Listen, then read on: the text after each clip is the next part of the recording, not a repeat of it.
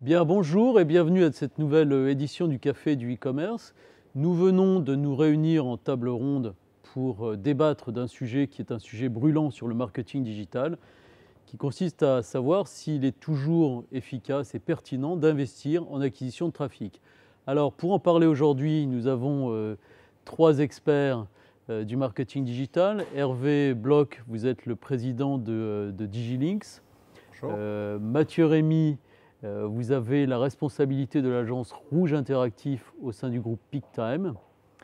Bonjour. Bonjour. Et Nicolas Trax, vous avez la responsabilité du commerce digital au sein de Atlas Formen. C'est ça, tout à fait, bonjour. Alors, je vous propose de commencer avec vous, Hervé. On a mené cette table ronde sur le thème des 7 péchés capitaux du marketing digital. S'il fallait en choisir un parmi les 7, quel est celui que vous choisiriez? Question très difficile, mais je prendrais la luxure que j'associe à l'acquisition de trafic, l'acquisition de prospects, parce que c'est un péché que commet beaucoup de marchands en allant chercher des profils à tout va au kilo sans jamais se poser la question de la suite. Et c'est stratégique quand on veut acquérir du trafic que de se poser la question de la conversion de ce trafic. Donc il y a des méthodes aujourd'hui très performantes. On peut d'ailleurs déporter une partie du risque chez le prestataire.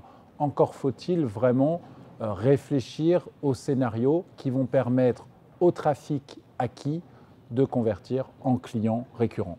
Très bien, donc ça c'est se focaliser réellement sur un aspect du marketing digital. Alors précisément Mathieu, si on prend un petit peu de hauteur et si on essaie de réfléchir à la façon d'optimiser l'ensemble de ces leviers de marketing digital, qu'est-ce qu'on devrait faire? Tu l'as dit dans la question, hein, le maître mot pour une stratégie digitale opérante, c'est clairement l'optimisation. On l'a vu sur la stratégie d'acquisition de trafic, qui reste effectivement l'enjeu majeur pour les e-commerçants. On va être obligé de faire évoluer un peu nos schémas de pensée pour passer d'une logique d'analyse levier par levier à une logique de plan média digital qui permet d'avoir une vue, on va dire, globale de l'apport de tel ou tel levier dans sa stratégie de génération de trafic. Et puis quand on est sur le site, bien sûr, il s'agit de performer au maximum l'accueil de ses visiteurs sur le site et là de rentrer dans des logiques, on va dire, de testing pour écouter la voix du consommateur.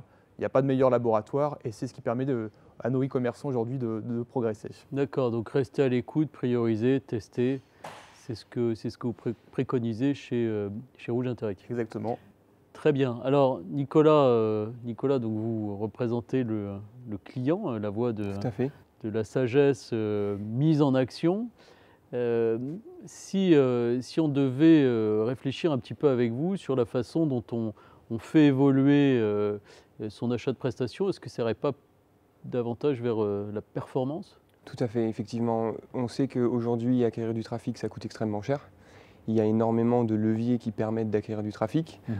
Nous, dans notre cas, on favorise et on recherche un maximum des opérations à la performance, donc au CPA. On travaille avec différents acteurs sur des opérations de référencement naturel à la performance, sur des opérations d'emailing, bien évidemment. Tout le monde connaît l'affiliation et également le retargeting à la performance.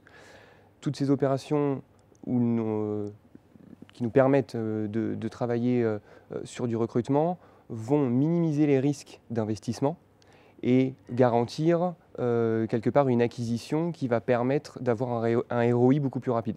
D'accord, donc pour vous le maître mot c'est tenter de dérisquer votre marketing digital. Oui, et d'optimiser un ROI rapide.